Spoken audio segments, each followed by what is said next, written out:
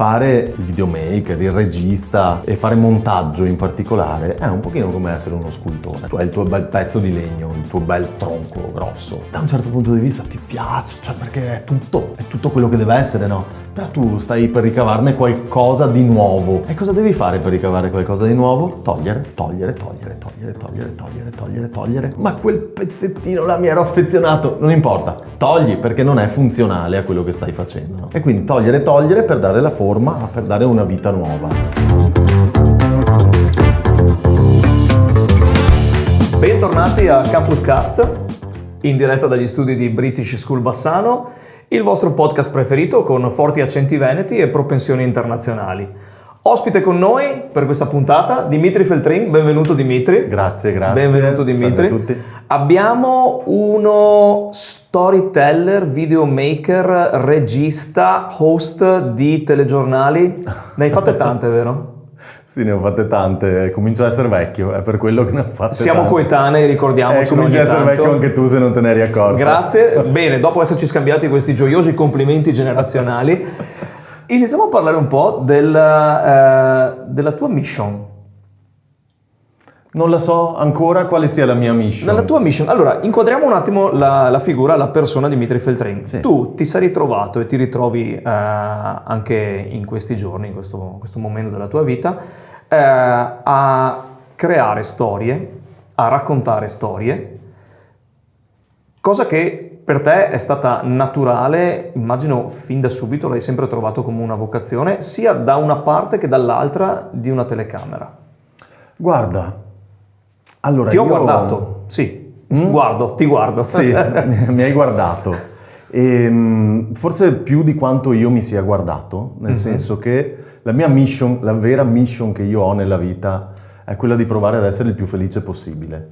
E quindi io credo che per essere felice io debba fare le cose che mi piacciono. Molto bene. Le cose che mi piacciono tendenzialmente non è una sola, sono tante, ma non mi piace dedicare tutto il mio tempo a una sola di queste. Quindi quello che ho sempre cercato di fare in maniera molto spontanea, senza che fosse un progetto, è fare svariate cose e tutte che mi piacciono, in modo da essere sì stressato come tutti noi che dobbiamo portare a casa la pagnotta, ma un po' meno per il fatto che portare a casa la pagnotta mi consente di fare cose belle. E quindi diciamo che la mia mission è quella. Ok, è una mission esistenziale. Esistenziale, quella sta davvero davanti a tutte le altre. Che dentro, tecnici invece? Dentro ci va a finire che la cosa che mi piace di più in assoluto fare è fare i documentari. Per il fatto di raccontarle le storie, ma non solo, anche per il fatto di finirci dentro. Io non sono molto portato per la fiction, non mi viene in mente, non la so fare, proprio non è il mio, perché più che creare storie mie, mi piace finire dentro alle storie che già esistono e in qualche maniera trovare un modo per metterle in ordine, trovare la formula per cui queste storie diventino trasmissibili, raccontabili, piacevoli e magari anche motivanti. Molto bene, siamo in linea con quello che facciamo noi al nostro podcast. Quindi Ecco grazie per essere qua. parte di questa storia. Grazie, mi fa molto piacere.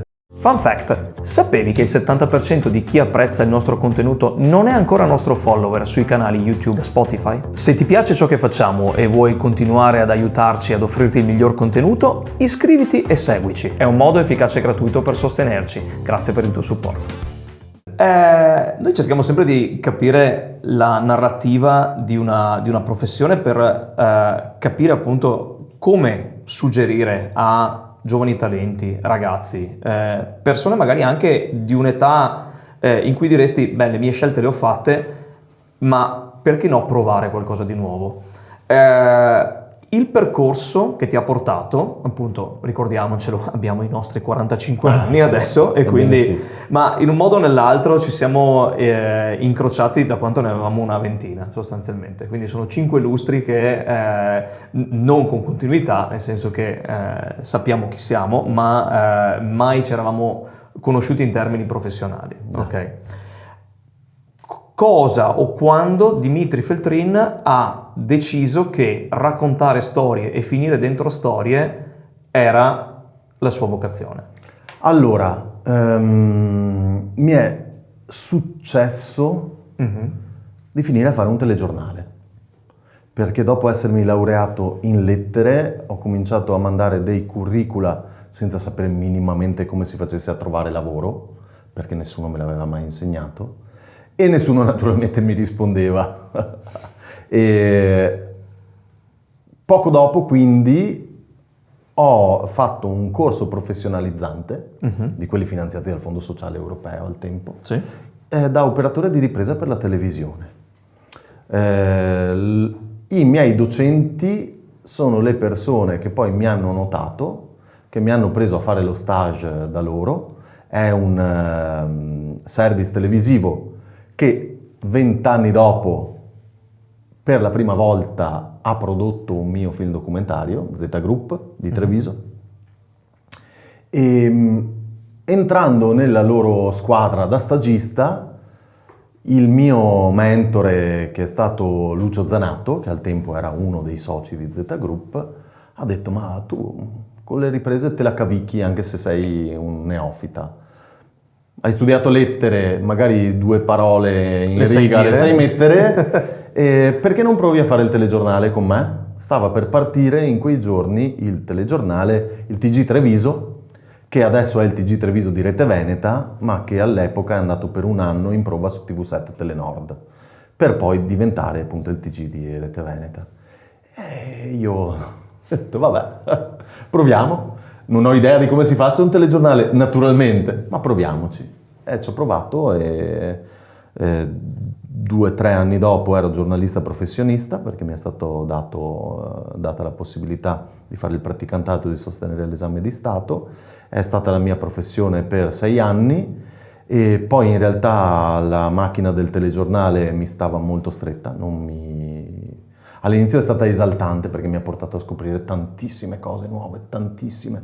Cioè essere catapultato a 25 anni a fare un telegiornale davvero...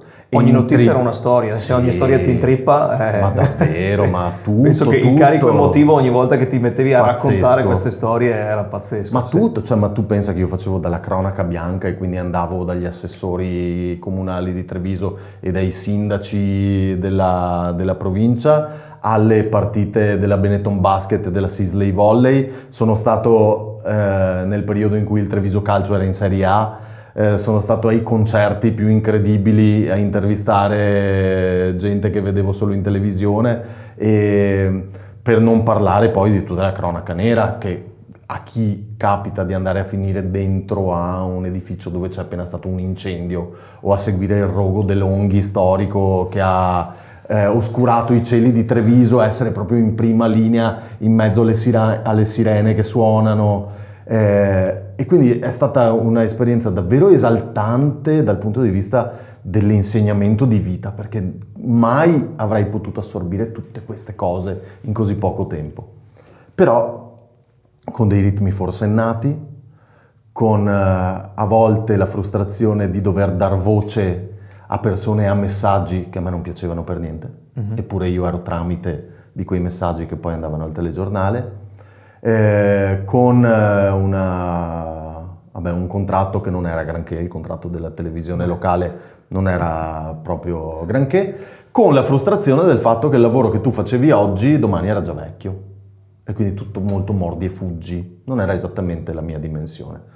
Ok, questa giostra è diventata troppo veloce, troppo pesante per me, ho deciso di scendere dalla giostra, quindi ho dato le dimissioni da un posto fisso in televisione e tutti mi hanno guardato come in piena crisi, tra l'altro. Questo ha aggiunto una riga al tuo CV abbastanza solida, immagino. Sai che alla fine sì, perché è una di quelle scelte che dici o questo sei matto o crede molto in se stesso, una delle due. Io credo di non essere stato nessuna delle due, semplicemente ne sentivo fortemente il bisogno per quella mission di cui prima. E quindi una volta sceso ho passato del tempo nei campi con mio fratello per smaltire le tossine e riflettere. Un altro ottimo esempio di imprenditoria locale, tra l'altro. Un altro ottimo esempio. Credo che inviterò tuo fratello a questo podcast. Ne sarà felicissimo, anche perché ha appena avviato un bel progetto di cui gli piacerà sicuramente parlare alla platea. Tutte le informazioni, tutti i dati, tutto quello di cui parleremo sarà disponibile nella sinossi con dei link di riferimento in cui potrete informarvi in maniera più approfondita sui progetti che ascolterete raccontati sia in profondità che eventualmente soltanto accennati. Continuiamo pure.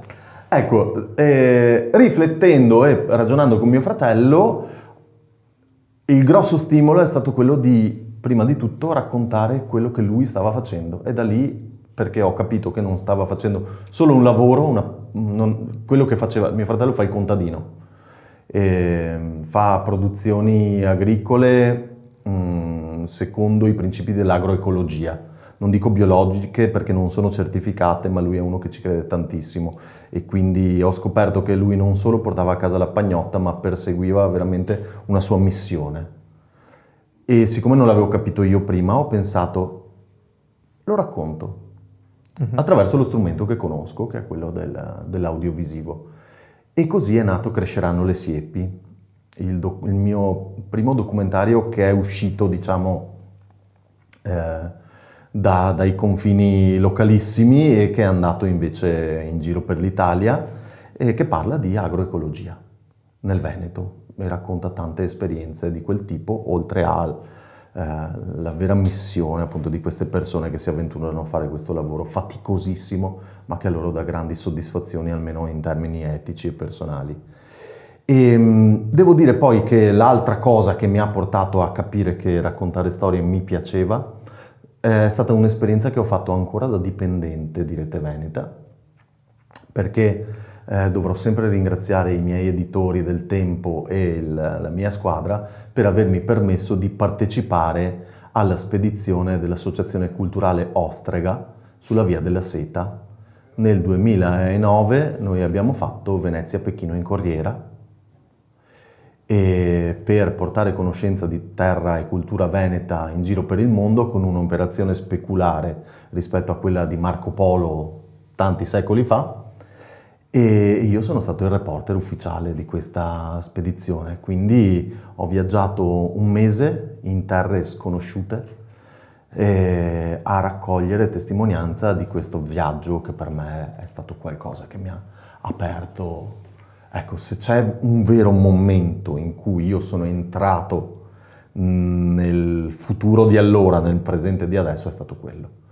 Io viaggiando 25-26 giorni in corriera, perché poi 4 siamo stati fermi a Pechino, ho scoperto di avere energie che non sapevo di avere, perché durante il giorno io filmavo quello che succedeva dentro e fuori dalla corriera, raccontavo le città che visitavamo, la sera arrivati negli alberghi più improponibili dell'Asia centrale, in Uzbekistan, Turkmenistan, Kazakistan, cercavo in qualche maniera di approfittare delle connessioni internet molto avventurose dell'epoca. Del tempo, ecco. Pensa che era il 2009 e pensa che era il Turkmenistan, sì, per scaricarmi le immagini, ero ancora con le cassettine mini DV, quindi c'era anche tutto il tempo di riversamento, e poi per selezionare, caricare, per fare i resoconti al telegiornale. Credo di essere stato il primo inviato nell'Asia centrale di una TV locale, io non ne conosco altri, se poi ce n'è qualcun altro si faccia vivo, troverete i miei riferimenti nella sinossi. Beh, questo ti pone come effettivamente, innanzitutto il narratore e quindi una sorta di Marco Polo del terzo millennio in questo caso, dell'inizio del diciamo terzo così. millennio, con tutti i metodi, tutte le strumentazioni che ovviamente lo stato dell'arte di allora, perché stiamo comunque parlando di una quindicina d'anni fa. Sì, abbiamo festeggiato proprio l'anno scorso i 15 anni con una proiezione pubblica a Riese Pio X, dove tutto questo è nato e si è compiuto nel 2009, con una proiezione pubblica di tutta la maratona, l'abbiamo chiamata la maratona Ostrega, da Riese, in realtà da cui siamo partiti la notte del 31 luglio del 2009 per arrivare a Pechino a fine agosto. Ecco. È stato un tuo rito di passaggio? Senza dubbio. Hai senza scoperto dubbio. un Dimitri che ancora non conoscevi? Assolutamente sì. Ho scoperto un Dimitri che aveva energie da vendere, grazie alle motivazioni che aveva trovato in quello che stava facendo.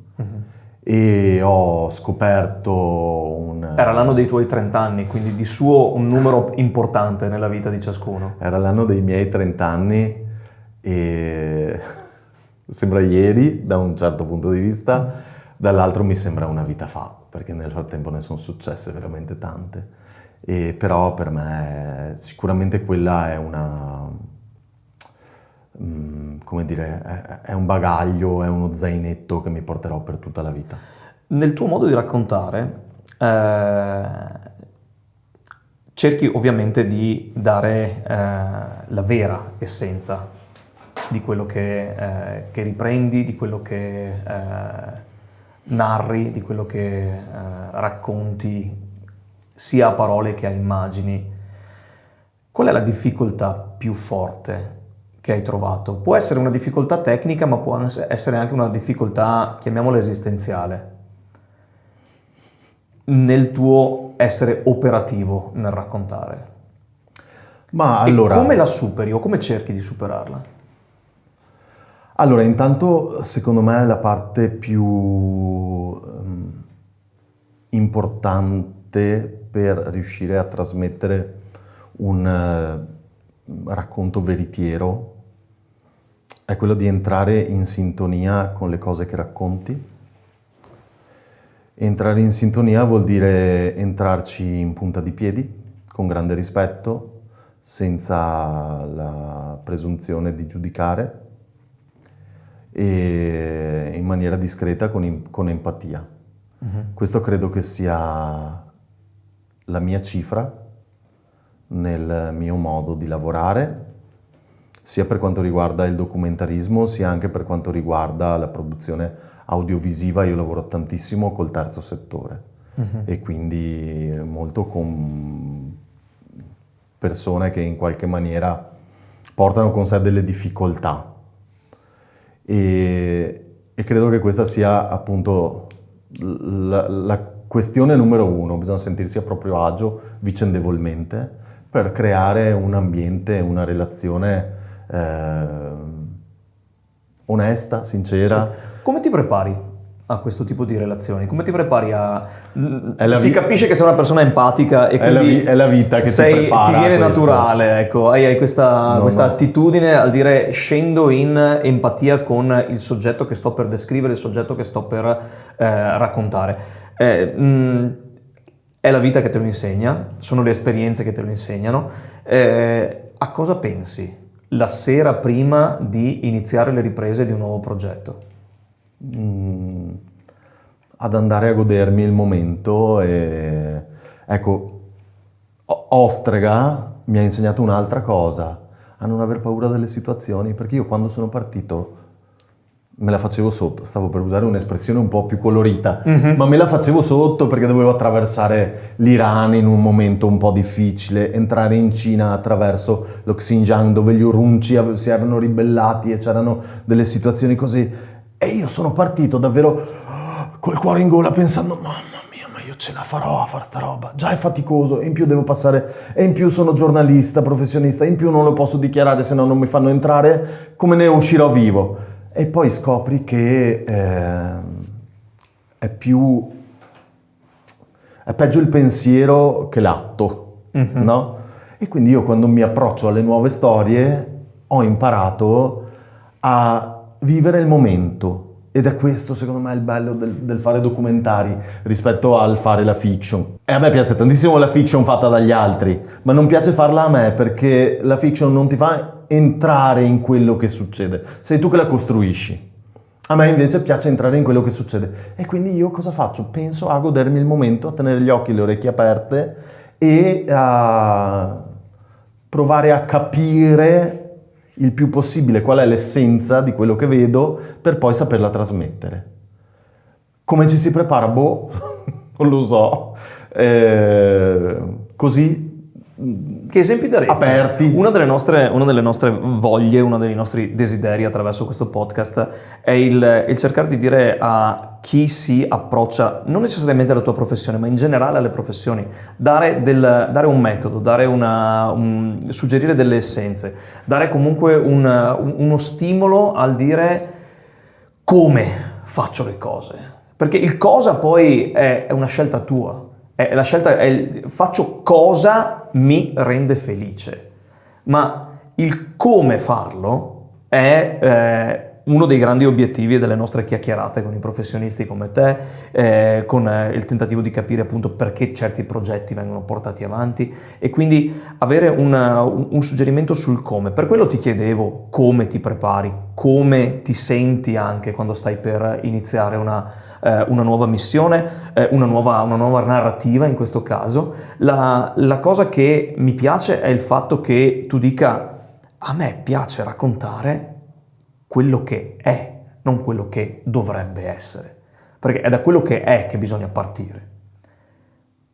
Cos'è per te l'inizio?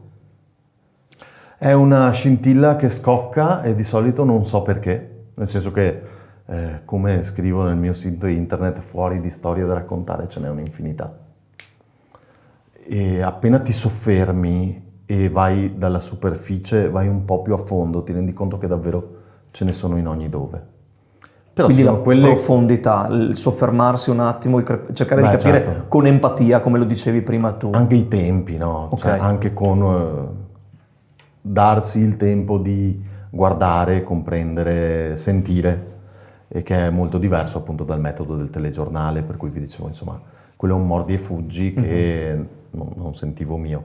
E invece, per dire, l'ultimo documentario mio che è in sala in questi mesi, che si chiama Gigi Miracle, ritratto di un uomo libero, io prima di arrivare a proporlo al protagonista l'ho pensato almeno 3 anni. Non esattamente tempi da telegiornale. No. E poi per un anno ho girato, per un anno ho montato. E anche questi tempi, insomma, i tempi miei, quelli che servono per ponderare, ragionare, mettere insieme... Tempi organici, umani. Umani, sì. Ma umani della mia umanità, della mia personale umanità. Magari c'è gente che è più istintiva e che va più sul veloce. Il mio modo è più ponderato, è più disteso. Lo trovo molto interessante perché in un momento in cui appunto c'è bisogno di... possiamo riassumerla, tanto non c'è bisogno, si fanno già abbastanza pubblicità da soli, di dimensione e tempistiche TikTok. Ciò che invece va contro e ti fa portare con i piedi per terra su quella che è la realtà della vita, dei fatti, è che c'è magari una necessità di natura anche in quello che è il racconto. Quindi il poter dire ricevo qualcosa di qualitativo da una narrativa reale quando effettivamente riesco a entrare in sintonia e riesco a dare un valore non soltanto al momento ma al tempo in maniera Allora estensiva. sì, per me è così. Io mi occupo anche di contenuti per i social, per alcune realtà per cui lavoro, perché magari potessi vivere solo di documentari e invece anch'io devo fare anche quella vita, quella un pochino più frenetica con altre cose, le produzioni quelle un pochino più mordi e fuggi, le faccio anch'io e guai a sputare nel piatto in cui si mangia. Tutto sommato dico sempre, magari non è la cosa che mi piace di più, ma è molto meglio che lavorare in miniera. Ecco. Sicuramente però con una soddisfazione diversa. È vero che sono tempi in cui davvero la fruizione è tendenzialmente immediata, velocissima, mordi e fuggi, anzi rispetto ai tempi in cui facevo il telegiornale lo è molto di più, nel senso che scrollare tu butti via contenuti che magari hanno richiesto giorni di lavoro in un nanosecondo perché in quel momento non ti stuzzicano. Ecco, il racconto documentario consente non solo allo spettatore ma anche a chi lo fa di immergersi in maniera molto più totalizzante in quello che viene raccontato. E la parte che a me piace di più è che questo consente a me di immergermi in quello che mi ha stimolato, no? Il mio penultimo lavoro, La fornace degli artisti, sulla fornace Guerra Gregori di Treviso, è stato, se vuoi, un mio personale divertissement prima che un lavoro, perché è entrato a contatto con questa signora che è la protagonista del documentario, con quello che lei conserva con grande amore, opere d'arte, bellezza, luoghi che hanno con sé una storia. Io ancora prima di capire quale fosse la valenza pubblica di quello che stavo per andare a raccontare, avevo capito qual era la valenza per me. Io mi sono dato l'occasione di stare dei giorni dentro a questa bellezza che avevo intravisto.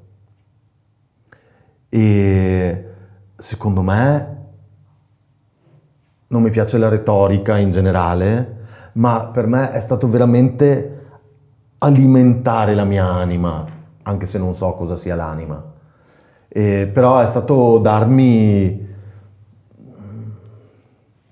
bellezza, dare bellezza alla mia esistenza e al mio lavoro, che è tante volte la normalità di un lavoro quotidiano e che ho la fortuna di poter trasformare in alcuni momenti in dei picchi di piacere che prima di tutto sono per me e che poi io tramite i miei lavori provo a trasmettere anche agli altri. A volte è difficile accorgersene che esiste questa bellezza e che sì, si corre troppo, si corre. Si riesce a farla diventare propria. Ma io stesso stavo per dire no, non la vedo neanche questa signora, ho talmente tante cose da fare, che cosa vuoi che vengo a ascoltare le storie di una signora di 80 anni che non so neanche chi sia? E invece, grazie al cielo, ho detto sì, la vengo ad ascoltare e mi sono regalato qualcosa. Però è vero, c'è talmente tanto da fare, talmente velocemente, che a volte si rischia di perdersela. Certo. E è davvero una grande perdita quando succede. Lo dico a me stesso prima che agli altri. Io non ho la presunzione di dover insegnare niente agli altri, ma cerco sempre di dirmi a me queste cose, perché se mi dimentico di cercarla sta bellezza, cosa sono qua a fare? Ti aggancia alla domanda che volevo farti adesso. Hai mai avuto occasione di provare a insegnare, a guidare magari dei giovani verso quella che è la tua voglia. passione? Faccio il formatore da quando, dai 25-26 anni di età, l'ho fatto in tante situazioni diverse. Come imposti un tuo processo di formazione? No, a seconda di quali sono la finalità e gli obiettivi del progetto in cui mi introduco, però sicuramente l'aspetto motivazionale è uno dei più importanti. Poi ci sono percorsi in cui ti viene richiesto più la parte tecnica, altri percorsi in cui ti viene richiesta più quella relazionale e altre volte viene indicato invece un tema preciso su cui lavorare. Ultimamente ho lavorato con un progetto della Camera di Commercio di Treviso e Belluno con un liceo artistico bellunese che doveva ragionare attraverso il video sui temi dell'economia circolare. E quindi in questo caso prima naturalmente è capire, concepire di cosa vogliamo parlare, quali sono le metodologie con cui lo possiamo fare, capire come poter essere piacevoli oltre che approfonditi, insomma. E poi dopo la parte tecnica. Io quello che dico a tutti è che non importa che strumento hai in mano, ma prima di tutto importa cosa hai nella testa, cosa vuoi raccontare e come lo vuoi raccontare. Prima si ragiona su quello. Dopodiché che tu abbia un telefono, una mirrorless, un camcorder, una macchina da presa cinematografica, a me personalmente poco importa. Ho girato un documentario nei campi profughi siriani dove non potevo andare con attrezzatura troppo visibile, con presente quelle macchinine fotografiche che adesso non si usano più perché si usa solo il telefono, digitale, grande così, che io tiravo fuori dalla tasca quando era ora e la rimettevo via. Questo diminuisce il valore di quello che ho fatto in quel campo profughi perché non avevo l'attrezzatura da cinema? Secondo me no.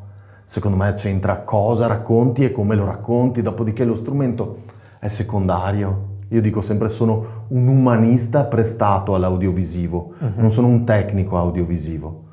E è la parte del racconto, sia a livello di contenuto sia a livello di storytelling, di narrazione, che mi interessa. Poi la parte tecnica, se c'è qualcuno che la fa per me, sono più contento, perché per me è un incidente di percorso, diciamo così. Cogliamo l'occasione per ringraziare i ragazzi di Alchimie Venete Grazie. e Kawabanga Production per appunto l'assistenza che ci danno durante queste riprese e queste registrazioni. È molto curioso quello che stai dicendo, perché pur dicendo non so cos'è l'anima, tu l'anima la metti in tanti dei tuoi prodotti, in tante delle tue produzioni, in tante delle tue narrazioni. E io sento che quando riguarderò i tuoi documentari, li riguarderò con un'ottica di ricerca ulteriore, di ricerca oltre il messaggio narrativo, oltre anche la tecnica, perché adesso mi interesserà guardarli più approfonditamente anche sul che tipologia di strumentazioni hai utilizzato ed il come l'hai utilizzate, ma proverò a intuire anche a cosa tu stavi pensando nel momento in cui stavi riprendendo, al momento in cui stavi magari montando, ok? Mi piacerebbe anche cercare di capire cosa selezioni di quello che hai ripreso, cosa a malincuore magari tagli perché non c'è spazio fisico per riuscire a far entrare, e sono proprio il mio desiderio è quello di intuire anche le sensazioni che tu hai nel dire mi dispiace ma non posso mettere anche questo. Okay. Ne ho parlato proprio ieri, che stavo facendo una masterclass con gli studenti montebellunesi che aderiscono al progetto Beauty Storytellers dell'associazione Combinazioni. E salutiamo Hermes. Ciao Hermes, infatti c'era anche lui ieri. E ai ragazzi dicevo, ragazzi, io dico sempre, fare il videomaker, il regista e fare montaggio in particolare è un pochino come essere uno scultore, no? Tu hai il tuo bel pezzo di legno, il tuo bel tronco grosso. Da un certo punto di vista ti piace, cioè perché è tutto quello che deve essere, no? Però tu stai per ricavarne qualcosa di nuovo. E cosa devi fare per ricavare qualcosa di nuovo? Togliere. Ma quel pezzettino là mi ero affezionato, non importa, togli perché non è funzionale a quello che stai facendo, no? E quindi togliere per dare la forma, per dare una vita nuova. E effettivamente quella parte lì è fondamentale. È una delle parti che mi piacciono di più. Quella che mi piace di più è finirci dentro alle cose, la seconda è farle diventare un racconto, e quello si fa naturalmente al montaggio. Ti garantisco che a questa puntata toglieremo il meno possibile. Però se è necessario fatelo, capisco. Dimitri, ti ringrazio tantissimo per la bellissima chiacchierata, per i contenuti che vanno oltre le parole, che vanno oltre le storie che tu hai raccontato e che appunto invitiamo ad andare a rivedere, riguardare, pensare anche e ascoltare con occhi e orecchie diverse in base a quello che ci hai raccontato. Ok. Ricordo nuovamente che se avete storie da raccontare, avete eventi che hanno segnato appunto la vostra carriera, il vostro percorso professionale, la vostra vita in vario modo, siete benvenuti a questa sedia, questo studio. Da British School Bassano, Campus Cast, ricordiamo di cliccare sulla campanella per seguire i nostri content ed essere appunto parte della nostra community. Vi auguriamo una buona giornata. Grazie ancora Dimitri. Grazie a voi, grazie a tutti, alla prossima. Alla prossima. Ben fatta. Grande. È andata. Sì, molto bene. È andata. Bene.